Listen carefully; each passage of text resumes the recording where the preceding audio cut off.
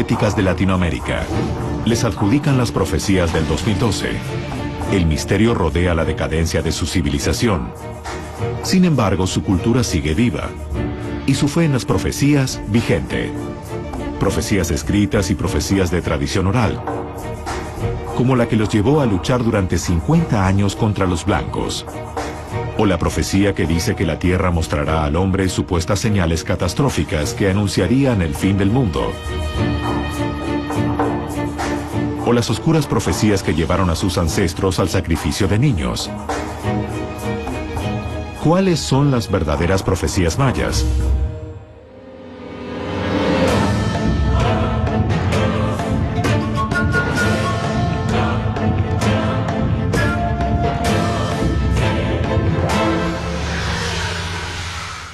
Las verdaderas profecías mayas.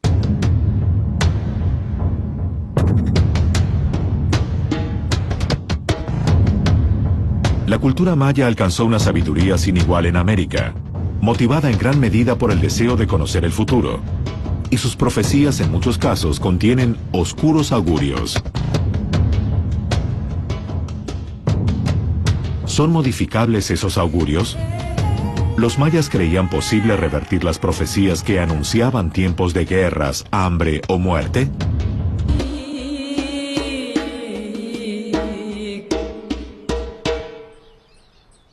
Los mayas creían que el destino anunciado por las profecías era modificable.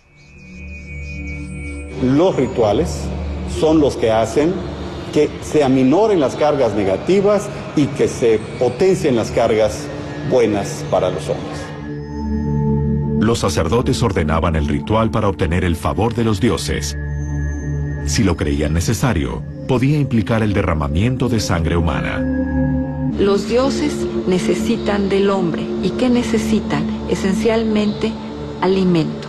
¿De qué se alimentan los dioses? Los dioses mayas se alimentan de sangre, sangre humana, líquidos vitales, corazones, ofrendas. Entonces, esto calma a los dioses y por lo menos dejan de tener estas acciones nefastas. El temor al poder divino hizo que los mayas continuaran con los sacrificios humanos, aún tras la conquista. Efectivamente, se tienen datos de que hubieron sacrificios y crucifixiones de personas. Se tienen datos de documentos coloniales también, que nos hablan de algunos sacrificios. Los sacerdotes disponían las fechas y sitios para los rituales.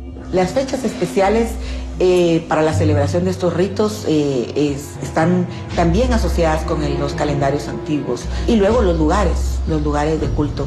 Todas las cuevas son sagradas, los grandes lagos, las lagunas, como el lago de Atitlán. Los cenotes son más comunes en las tierras bajas más hacia el norte, hacia Campeche y sobre todo hacia Yucatán. Los cenotes son pozos naturales formados por el derrumbamiento del techo de una o varias cavernas. Los mayas solían depositar allí los cuerpos de los sacrificados para ofrendarlos a los dioses.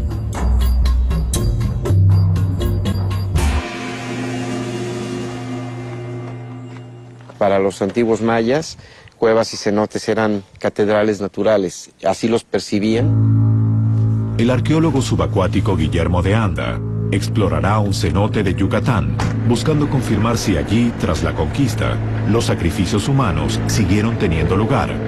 Hoy lo que quisiéramos tratar de comprobar con nuestro buceo es si lo que nos dicen los documentos históricos del año de 1562 pudiera tener una comprobación arqueológica. Si encontramos material arqueológico dentro de este cenote que nos pueda llevar a verificar que aquí hubo todavía en el año de 1500 y fracción, cuando en plena época de la colonia, sacrificios humanos.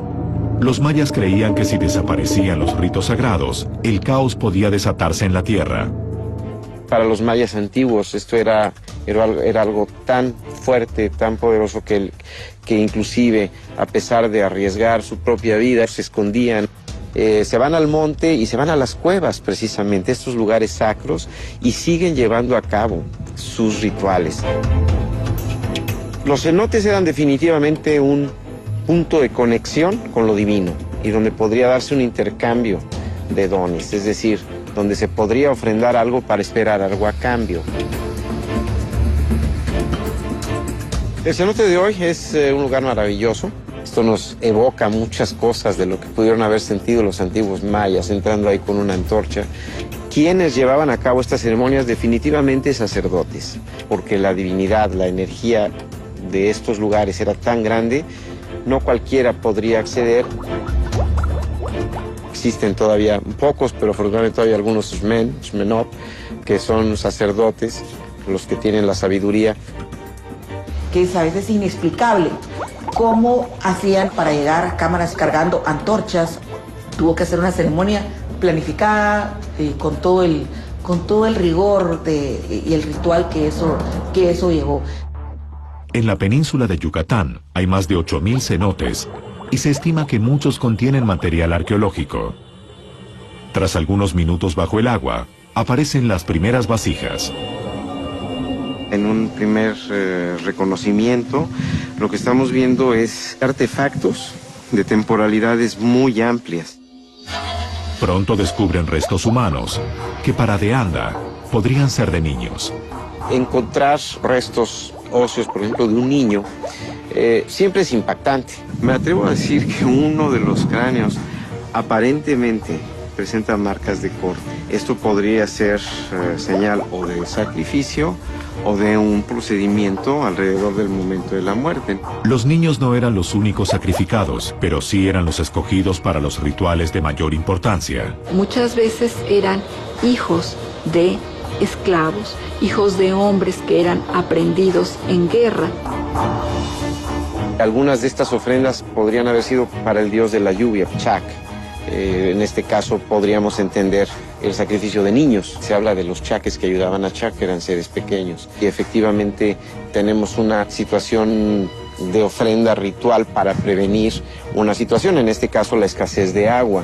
Los restos pasarán al laboratorio donde De Anda determinará si corresponden a niños sacrificados. Para De Anda, los restos humanos parecen confirmar sacrificios realizados en periodos diferentes, probablemente destinados a modificar las profecías de carga negativa anunciadas por los sacerdotes. Se comprueba arqueológicamente que en esta zona se depositaron restos de seres humanos. Algunos de estos sacrificios de niños eran para prevenir un huracán, que dice las crónicas específicamente para que no vuelva a suceder un gran huracán como el que sucedió hace tanto tiempo, o dicen es para evitar una hambruna o una mala enfermedad como la que afectó a nuestro cacique, etc. Entonces sí, las ofrendas podrían haber sido hechas para prevenir malos augurios. Las profecías ocuparon un lugar central en la religión maya. ¿Cómo profetizaban los antiguos mayas? ¿Cuáles de sus profecías se cumplieron y cuáles se podrían cumplir pronto? 10 Ahau, años estériles en que no habrá pan, malo su aspecto, malo su imperio en el cielo. De frutos del árbol ramón y jícara silvestre serán su pan y su agua. Para descubrir el origen de las profecías mayas, es preciso comprender su concepción cíclica del tiempo. Lo cíclico del tiempo tiene mucho que ver con la concepción del viaje del Sol a través del cosmos. El Sol nace en el nadir, el punto más bajo, como un jaguar joven, llega a la madurez en el cenit y luego hace el viaje hacia el inframundo, y cuando llega al nadir muere, pero es para renacer nuevamente. Esa observación de la naturaleza creo que incide en el hecho que ciertas catástrofes o beneficios pueden volver a pasar. Los mayas medían el tiempo y registraban los grandes acontecimientos, porque según ellos, volverían a suceder. Registrar los hechos era fundamental para conocer el porvenir. El futuro estaba escrito en el pasado. La estructura profética de los mayas es un pasado futuro. Si yo conozco la estructura de un tiempo, de un día, de un mes, de un año, soy capaz de entender cómo será el futuro, cuando se vuelva a dar esa misma fecha. 13 Ahau, Hambre tremenda trae su carga.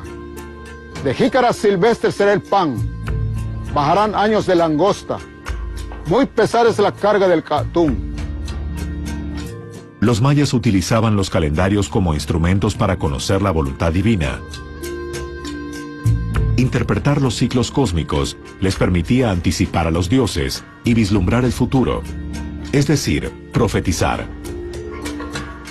Habían varios calendarios. La cuenta larga marca la cantidad de días o la cantidad de tiempo que ha sido transcurrida desde la fecha original del 3114. La cuenta larga era uno de los principales calendarios que los mayas antiguos utilizaban para profetizar. Se dividía en periodos de 20 años, llamados catunes. Cada catún se repite de manera incesante y de manera autónoma cada 260 años. Es un sistema profético, de tal manera que hablar de una rueda de catunes es hablar de un ciclo de 13 periodos de 20 años, y entonces estos ciclos se repiten. Los tiempos se repiten, las temporadas se repiten y ciertas catástrofes o beneficios pueden volver a pasar.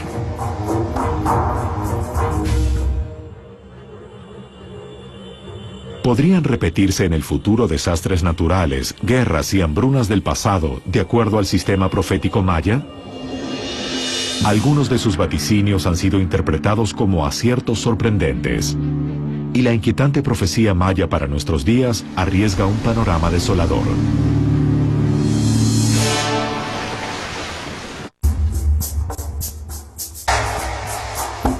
Los mayas creían tanto en sus profecías que para revertir malos augurios, no dudaban en sacrificar seres humanos y ofrecerle su sangre a los dioses. Para esta cultura, cada periodo de tiempo que atravesaban se repetía cíclicamente y los hechos del pasado volvían a tener lugar.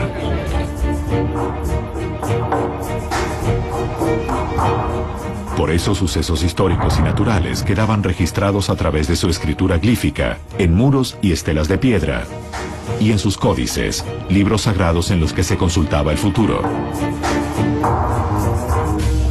Los códices eran instrumentos de consulta constantes. Para el inicio de un catún, el libro sagrado estaba envuelto. Hacían toda una ceremonia de preparación individual y pública de comunidad, desenvolvían el códice y leían en voz alta el contenido del augurio, el contenido de la profecía. El Códice de Dresden es uno de los únicos documentos de la época prehispánica que se mantienen. En una página se representa un cocodrilo cósmico vertiendo un líquido de color azul. Es muy difícil saber exactamente en qué momento y a qué se refiere este pasaje que se ha interpretado como un diluvio, pero lamentablemente no tenemos ninguna fecha específica que nos diga esto va a suceder en determinado momento. Se estima que quizás solo el 1% de la población sabía leer glifos, pero este conocimiento no bastaba para interpretar los designios del calendario. La capacidad de profetizar era un don divino. La mayor parte de los registros proféticos mayas se perdió. Solo se conservan 3 códices casi completos y fragmentos de uno más, cuya autenticidad ha sido puesta en duda. Los españoles notaron que las profecías eran un vínculo sagrado entre los mayas y sus dioses, y al sentirse amenazados destruyeron los códices donde estaban plasmadas estas profecías.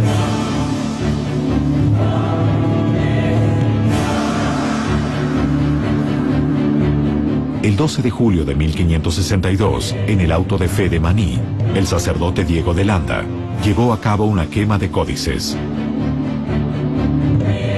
¿Por qué se queman los códices? Porque los códices contienen la palabra de los dioses. Los frailes creían, a semejanza de ellos, los sacerdotes mayas, en el momento en el que abrían un libro, tenían una respuesta, una única respuesta. Entonces pensaron que quemando el vehículo ya no iban a adorar a los otros dioses. Se cree que después de la conquista los mayas transcribieron antiguas profecías en una serie de textos llamados libros del Chilam Balam.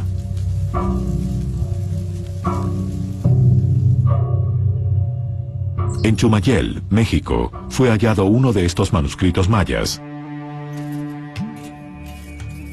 Los libros de Chilam Balam son textos que fueron transcritos de los códices prehispánicos. Corresponden a las ciudades en las que fueron ubicados.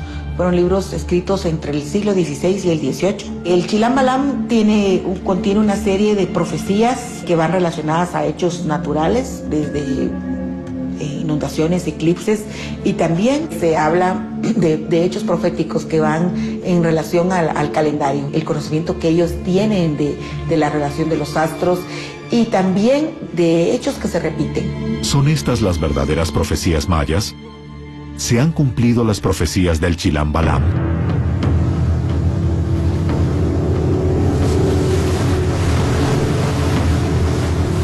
En el Chilam Balam se encuentra la profecía que supuestamente anunció la llegada de los españoles. Cuando los conquistadores entraron en contacto con los mayas, corría el Catún 11 Ajau.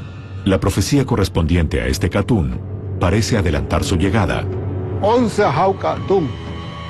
Entristezcámonos porque vinieron, porque llegaron los grandes amontonadores de piedras, los grandes amontonadores de vigas para construir los falsos teles de la tierra. Fuego al extremo de sus brazos. Este es el Dios verdadero que viene del cielo. Solo de pecado hablará, solo de pecado será su enseñanza.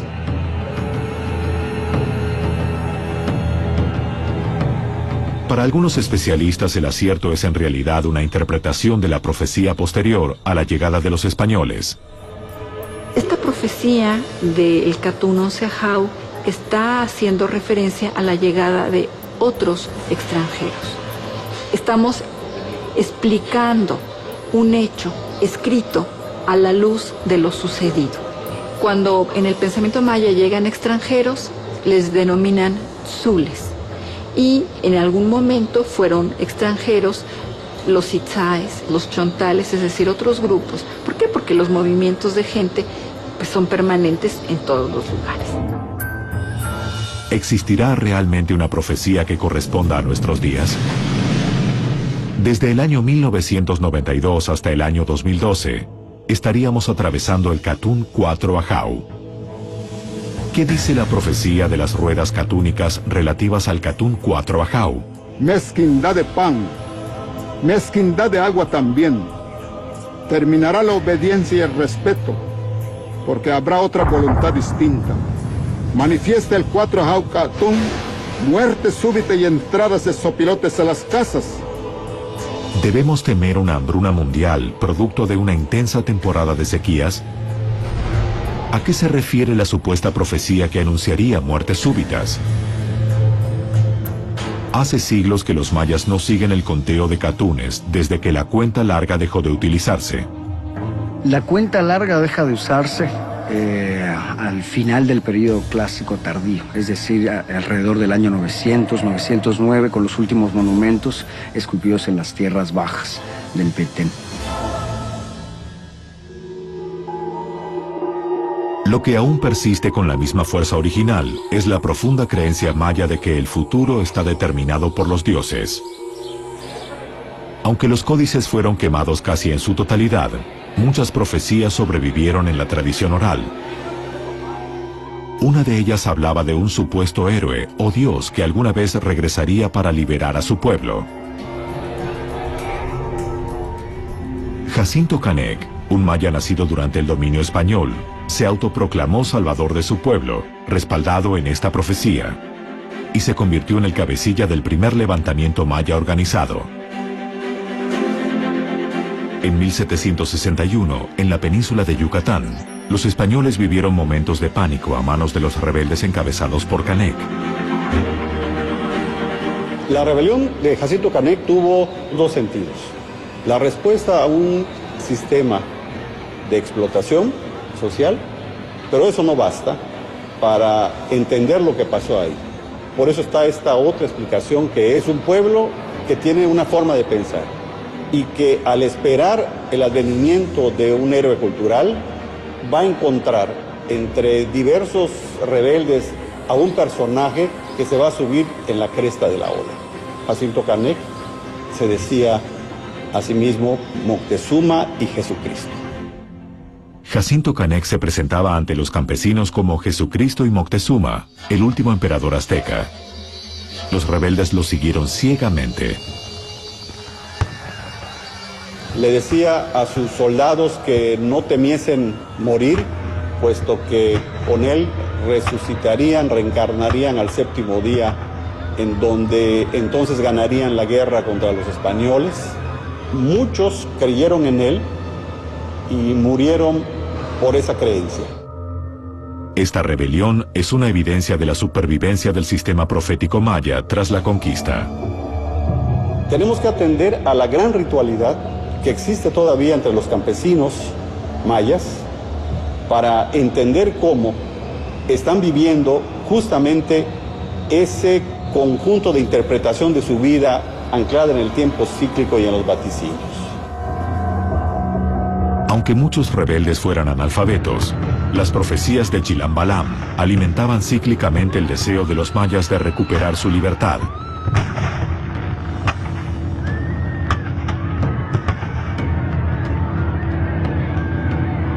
Jacinto Canec, aún sin saber leer y escribir, vivía todo lo que los chilames nos dicen, no como un erudito, no como un escribano, no como un sabio o en el pasado un astrónomo maya, pero sí como una persona que tenía precisamente esa forma de pensar. Como dicen los chilames, ha llegado el día, la hora de levantarnos contra los opresores, porque ya ocurrió antes.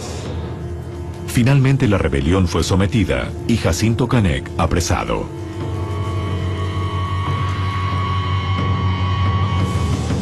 Él pagó con peor martirio, pero fue coronado como rey, fue entronizado como rey maya y fue tenido como héroe cultural, así sea por 4 o 5 días. Canec murió despedazado y sus restos fueron quemados en la plaza pública de Mérida.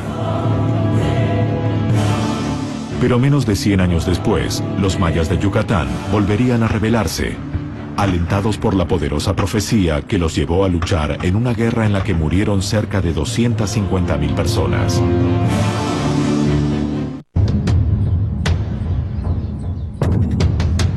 Dentro del pensamiento maya, las profecías siempre ocuparon un lugar central. La concepción del tiempo cíclico llevaba a los mayas a prepararse en cada periodo para enfrentar hechos similares a los vividos en el pasado. Hacia 1847, la profecía de liberación contra el hombre blanco se manifestó nuevamente en la península de Yucatán, a través de una cruz que los rebeldes creían milagrosa y por la cual ofrendaban su propia vida. Se la conoce como la cruz parlante. Y esta cruz comenzó a hablar y a decirle a la gente lo importante que era pelear por la libertad, lo importante que era pelear por las tierras principalmente. Yo, su padre, les hablo y les digo y les ordeno que vayan y que sean libres. Justamente es lo que los mayas van a entender como ese mensaje que les va a mandar Dios a través de la cruz. Es esta concepción mesiánica, realmente, de la cruz como alguien que está llegando a salvar al pueblo maya. En Expichil, estado de Quintana Roo, Patricio Pech levantó un santuario donde se rinde culto a la cruz parlante.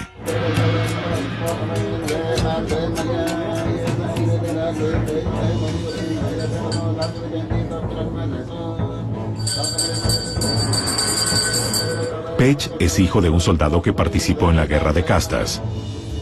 La Guerra de Castas tiene su inicio en Chichimilá, donde prácticamente someten a un cacique maya y lo fusilan en Valladolid.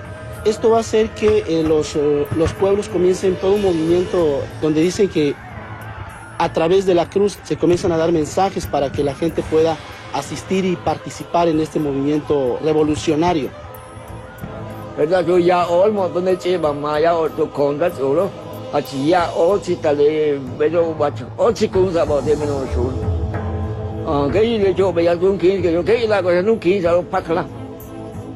como le teo ya arma malo teo, pues ya bo quién lo Si bien los españoles impusieron la fe católica en América, la cruz ya era un símbolo venerado en la antigua religión maya. En la cosmovisión maya, la cruz es la representación del universo. Está representando los tres niveles del universo, como el inframundo, la tierra y el cielo. Entonces, las cruces como tal, desde la época prehispánica han sido sagradas. Entre los antiguos mayas, solo los sacerdotes sabían interpretar las profecías de calendarios y códices. De la misma manera, la cruz hablaba solo a través de sus intérpretes, los llamados ejmen.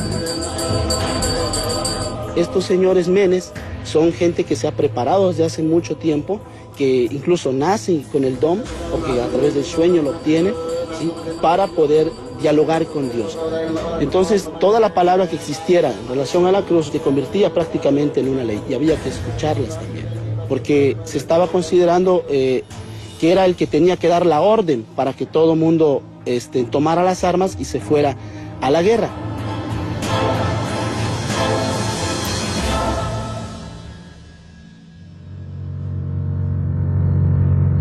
En la guerra de castas murieron cerca de 250.000 personas.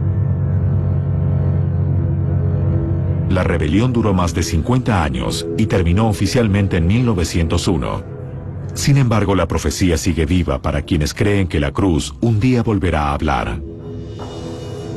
Ahora hay gente que está esperando justamente que vuelva a hablar la cruz. Están esperando una respuesta final, que es la que va a decidir el destino del pueblo maya. Muchos dicen que la guerra no ha terminado aún, que esta guerra todavía continúa, y no es hasta que el pueblo maya realmente alcance autonomía como tal, como pueblo originario, esta guerra concluirá. Entonces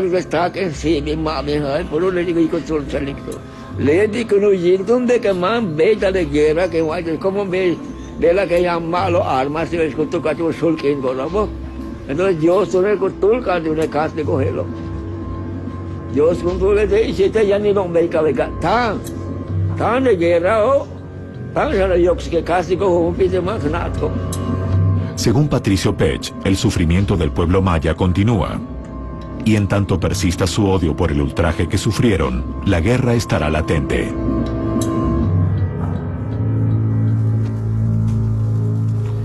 En Yucatán, casi el 70% de la población aún habla maya. Sin embargo, las profecías que circulan pueden ser incluso contradictorias. No hay una unidad en el pensamiento maya actual. Cada región ya tiene su propia interpretación del universo.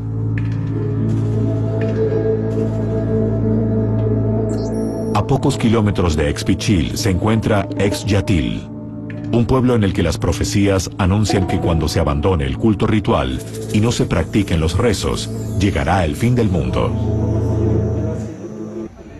Porque entonces el poder divino provocará grandes inundaciones y tremendas sequías.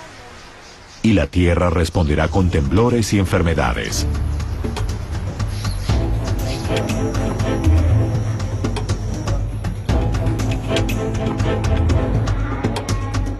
Juan Huitzil, sacerdote del centro ceremonial de Expichil, le teme a la profecía transmitida por sus ancestros y espera grandes tragedias para su pueblo.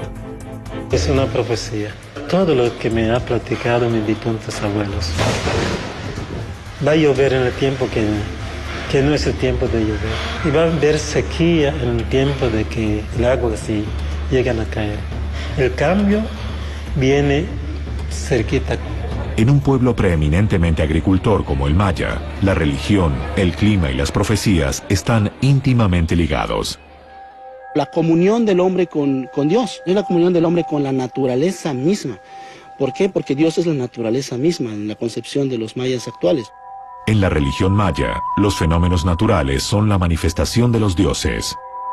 Las supuestas profecías mayas serán advertencias al ser humano sobre el daño que desde hace siglos se provoca a la naturaleza.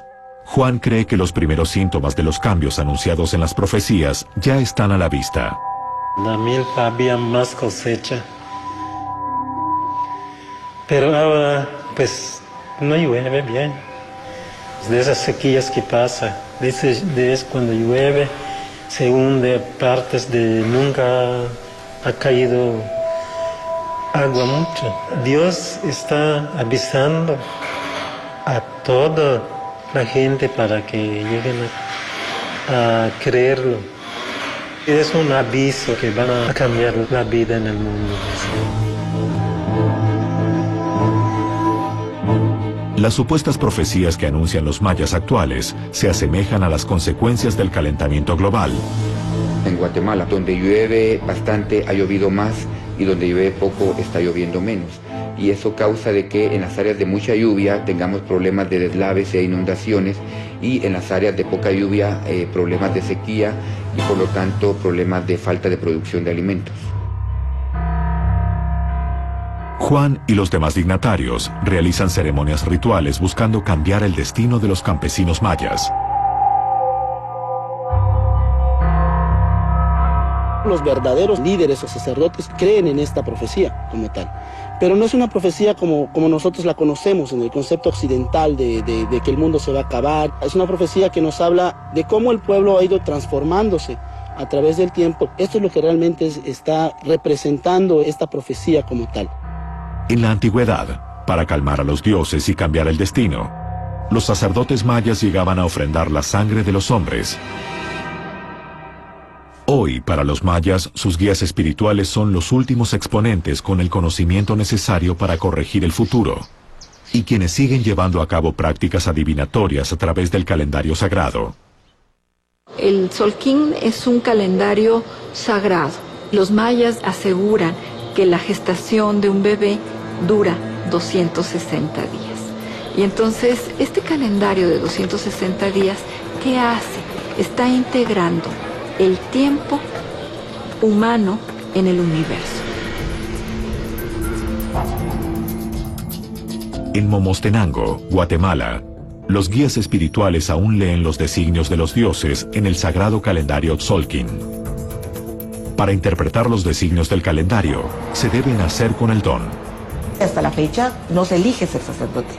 Ya hay un designio previo, la fecha en que naces, el linaje familiar, que te va a preparar para ese oficio. Recordemos que es un conocimiento sagrado. Solo quienes saben leer el calendario pueden detectar a los nacidos con el don de predecir el futuro. Cada que nace un niño hay que conocer cuál es la fecha que dicen los mayas, que es la fecha que sacó. Y este augurio que le toca es lo que lo conforma. Y conforme a ese sello, él tiene que actuar dentro del mundo. Los mayas creen que si alguien escapa al destino marcado en el calendario, sufrirá por contrariar la voluntad divina. Mi nombre es Lidia Eufemia Itzquiej. He tenido un proceso de vida terrible porque me casé a los 15 años, enviudé a los 18, me quedé con un niño de 40 días y de ahí pues me entraron a robar, me sacaron muchas cosas. Y luego mi niño se me enfermó, lo estuve hospitalizando. Lidia sospecha que la causa de sus males es desconocer el destino que los dioses le impusieron al nacer, y que al averiguarlo su vida mejorará. Solo veníamos a consultar con usted porque es el problema que está teniendo ella, muchos fracasos y tropiezos en la vida. Vamos a consultar a los abuelos a ver qué le está sucediendo a ella. Oh tú, Ahau, corazón del cielo, corazón de la tierra. Los guías espirituales invocan a los dioses mientras abren la vara, el envoltorio sagrado, y extraen el cité, las semillas que se utilizan para la lectura. Corazón del cielo, corazón de la tierra, ¿a qué se debe esta enfermedad o estos fracasos? Es el método con el que interpretan la voluntad divina, oculta en los números del sagrado calendario Tzolk'in. El mismo calendario milenario en base al cual los antiguos mayas desarrollaron el contenido del Códice de Dresden, que les permitía, entre otras cosas, prever eclipses, considerados nefastos.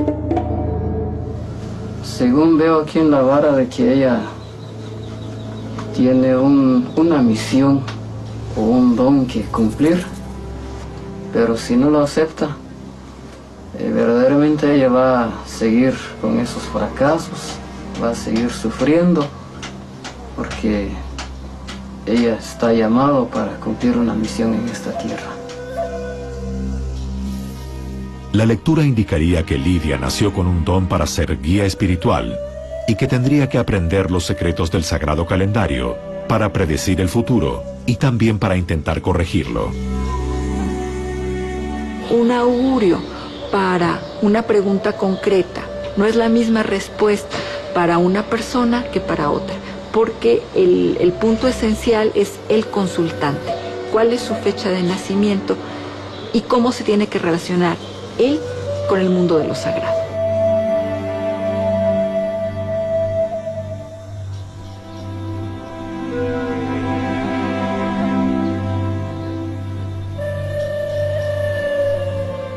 Rigoberto Itzep Chanchabac, respetado guía espiritual de la comunidad, inicia a Lidia en la sabiduría sagrada. Gracias a Jau. Gracias a Jau. A la Madre Tierra. A la Madre Tierra. A los abuelos. A los abuelos. En la actualidad, son cada vez menos los mayas que buscan identificar su destino y cumplir con el mandato de los dioses. Para Lidia, esto implica poder enderezar su vida. Pero desde la antigüedad, el ritual también permite corregir el destino de los niños que nacen en días de mal augurio. Cuando un individuo nace, se hace una lectura de los libros sagrados del Solquín y se prevé lo que se pueda venir para ese individuo. Dicen los cronistas que había veces que esperaban los padres para hacer la ceremonia de imposición del nombre y a veces buscaban un día más favorable para el niño. Los últimos guías espirituales mayas tienen la misión de mantener vivas las prácticas religiosas para no perder el favor divino. Algo que tal vez ya sucedió. Pese a la intensa actividad ritual para conocer el futuro, hace unos 1000 años, la civilización maya vivió un inmenso colapso que ningún sacerdote pudo evitar. Y en Guatemala existen pistas de que la humanidad podría estar cometiendo los mismos errores que llevaron a los mayas a su decadencia.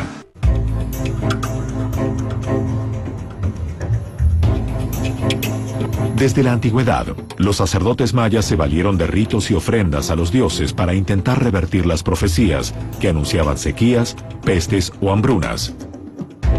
Sin embargo, no fueron capaces de evitar el colapso que vivieron en cada una de las grandes ciudades que construyeron y que se vieron obligados a abandonar. Paradójicamente, su desarrollo como civilización los condujo a su decadencia. En la cuenca de El Mirador, en el Petén guatemalteco, hay más de 100 ciudades mayas que tras 1000 años de crecimiento colapsaron, en parte a causa del deterioro de su medio ambiente. Y los casos donde tenemos un abandono completo, siempre está vinculado con el ambiente. Un daño al ambiente. Aquí tenemos las pirámides más grandes del mundo. Vimos un gran apogeo aquí, empezando la época de Cristo. Pero más o menos a 150 después de Cristo, parece que el sistema empezó a deteriorarse. Y a 150 ya tenemos un abandono. Los restos humanos de las décadas previas al colapso del Mirador muestran signos de una desnutrición severa. Cuando no puedes alimentar a su pueblo, tiene que abandonarse.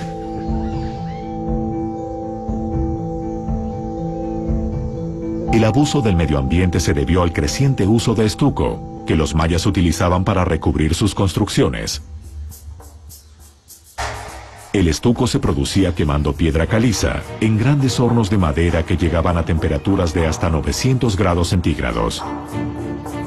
La piedra se pone como polvo, cuando mantiene sus 900 grados centígrados, y ese polvo se llama cal viva.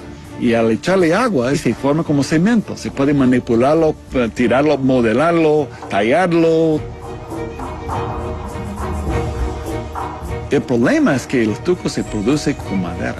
Y sabemos por los análisis que fue madera verde, no madera seca. Solo para producir el estuco utilizado en la última etapa de la pirámide del Tigre, se talaron casi 490 hectáreas de bosque.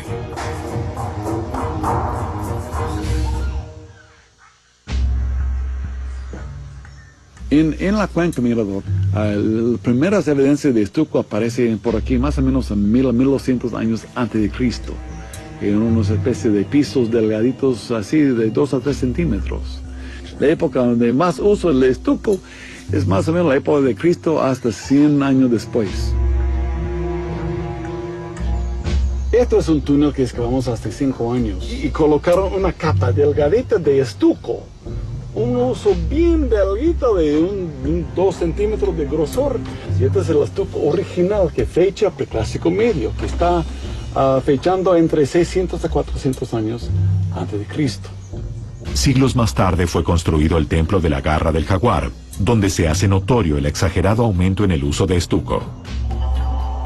Aquí se puede apreciar el uso de estuco.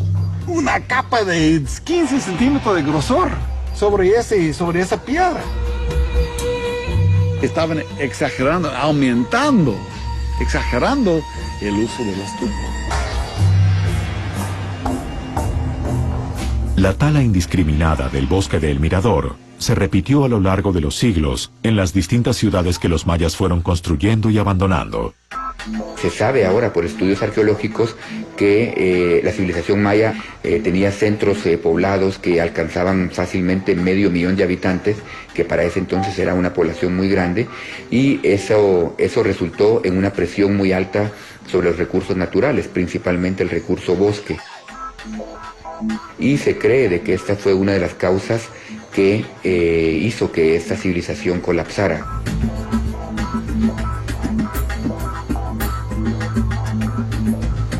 La arqueología nos permite ver los orígenes, las dinámicas y el colapso de una sociedad. Fue el abuso de los recursos que les causó el problema. Y entonces es un gran mensaje para el mundo actual. Hoy, el abuso que los mayas hicieron del medio ambiente se repite. El calentamiento global está causado, a menos en la parte que puede ser atribuida al ser humano, por la emisión de los llamados gases de efecto invernadero, que tienen la capacidad de capturar calor en la atmósfera. La deforestación es una de las causas más directas del calentamiento global. Concretamente en Guatemala se ha estimado de que la deforestación más o menos contribuye el 50% de las emisiones totales de gases de efecto invernadero del país.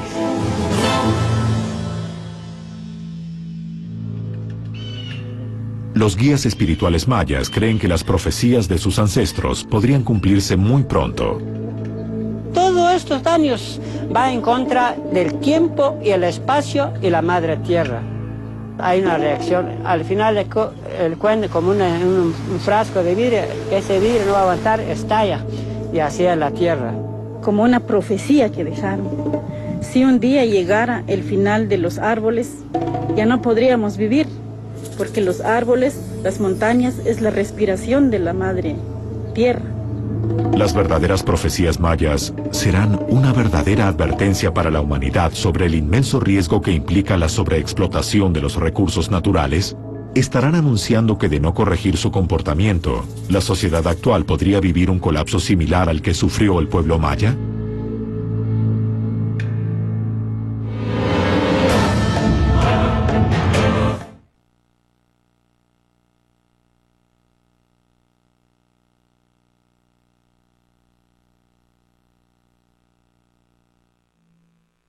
Tierras bajas más hacia el norte, hacia Campeche y sobre todo hacia Yucatán. Los cenotes son pozos naturales formados por el derrumbamiento del techo de una o varias cavernas. Los mayas solían depositar allí los cuerpos de los sacrificados para ofrendarlos a los dioses.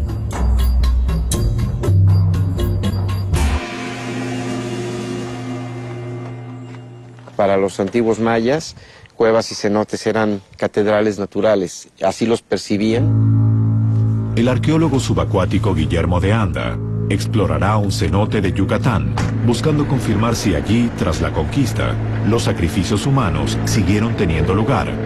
Hoy lo que quisiéramos tratar de comprobar con nuestro buceo es si lo que nos dicen los documentos históricos del año de 1562 pudiera tener una comprobación arqueológica. Si encontramos material arqueológico dentro de este cenote que nos pueda llevar a verificar que aquí hubo todavía en el año de 1500 y fracción, cuando en plena época de la colonia, sacrificios humanos. Los mayas creían que si desaparecían los ritos sagrados, el caos podía desatarse en la tierra. Para los mayas antiguos esto era algo tan fuerte, tan poderoso que inclusive, a pesar de arriesgar su propia vida, se escondían.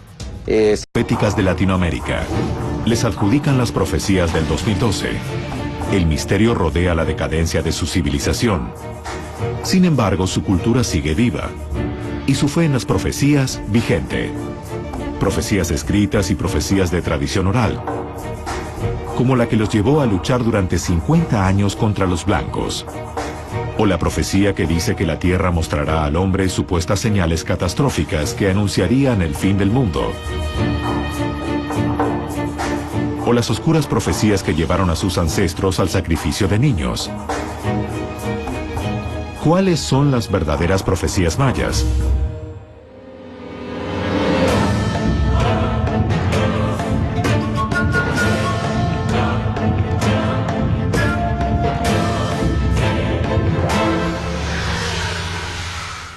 Las verdaderas profecías mayas.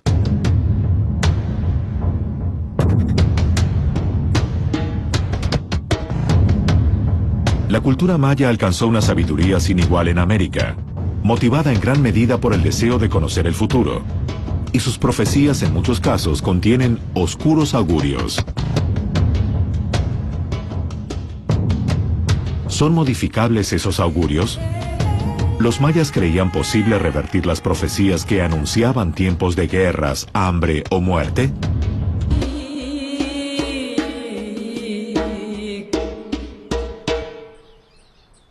Los mayas creían que el destino anunciado por las profecías era modificable. Los rituales son los que hacen que se aminoren las cargas negativas y que se potencien las cargas buenas para los hombres. Los sacerdotes ordenaban el ritual para obtener el favor de los dioses. Si lo creían necesario, podía implicar el derramamiento de sangre humana. Los dioses necesitan del hombre. ¿Y qué necesitan? Esencialmente alimento. ¿De qué se alimentan los dioses? Los dioses mayas se alimentan de sangre, sangre humana, líquidos vitales, corazones, ofrendas. Entonces, esto calma a los dioses y por lo menos dejan de tener estas acciones nefastas. El temor al poder divino hizo que los mayas continuaran con los sacrificios humanos, aún tras la conquista. Efectivamente, se tienen datos de que hubieron sacrificios y crucifixiones de personas. Se tienen datos de documentos coloniales también, que nos hablan de algunos sacrificios. Los sacerdotes disponían las fechas y sitios para los rituales. Las fechas especiales para la celebración de estos ritos están también asociadas con los calendarios antiguos. Y luego los lugares de culto. Todas las cuevas son sagradas, los grandes lagos, las lagunas, como el lago de Atitlán. Los cenotes son más comunes en las... Encontrar restos óseos, por ejemplo, de un niño, siempre es impactante. Me atrevo a decir que uno de los cráneos aparentemente presenta marcas de corte. Esto podría ser señal o de sacrificio o de un procedimiento alrededor del momento de la muerte. Los niños no eran los únicos sacrificados, pero sí eran los escogidos para los rituales de mayor importancia. Muchas veces eran hijos de esclavos, hijos de hombres que eran aprendidos en guerra. Algunas de estas ofrendas podrían haber sido para el dios de la lluvia, Chak. En este caso podríamos entender el sacrificio de niños. Se habla de los chaques que ayudaban a Chak, que eran seres pequeños. Y efectivamente tenemos una situación de ofrenda ritual para prevenir una situación, en este caso la escasez de agua. Los restos pasarán al laboratorio donde Deanda determinará si corresponden a niños sacrificados. Para Deanda, Los restos humanos parecen confirmar sacrificios realizados en periodos diferentes, probablemente destinados a modificar las profecías de carga negativa anunciadas por los sacerdotes. Se comprueba arqueológicamente que en esta zona se depositaron restos de seres humanos. Algunos de estos sacrificios de niños eran para prevenir un huracán, que dice las crónicas específicamente para que no vuelva a suceder un gran huracán como el que sucedió hace tanto. Se van al monte y se van a las cuevas, precisamente, estos lugares sacros, y siguen llevando a cabo sus rituales. Los cenotes eran definitivamente un punto de conexión con lo divino y donde podría darse un intercambio de dones, es decir, donde se podría ofrendar algo para esperar algo a cambio. El cenote de hoy es un lugar maravilloso. Esto nos evoca muchas cosas de lo que pudieron haber sentido los antiguos mayas, entrando ahí con una antorcha. Quienes llevaban a cabo estas ceremonias, definitivamente sacerdotes, porque la divinidad, la energía de estos lugares era tan grande, no cualquiera podría acceder. Existen todavía pocos, pero afortunadamente todavía algunos shmenot, que son sacerdotes, los que tienen la sabiduría. Que es a veces inexplicable cómo hacían para llegar a cámaras cargando antorchas. Tuvo que hacer una ceremonia planificada con todo el rigor y el ritual que eso llevó.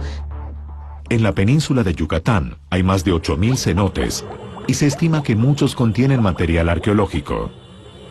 Tras algunos minutos bajo el agua, aparecen las primeras vasijas. En un primer reconocimiento, lo que estamos viendo es artefactos de temporalidades muy amplias. Pronto descubren restos humanos que para De Anda podrían ser de niños.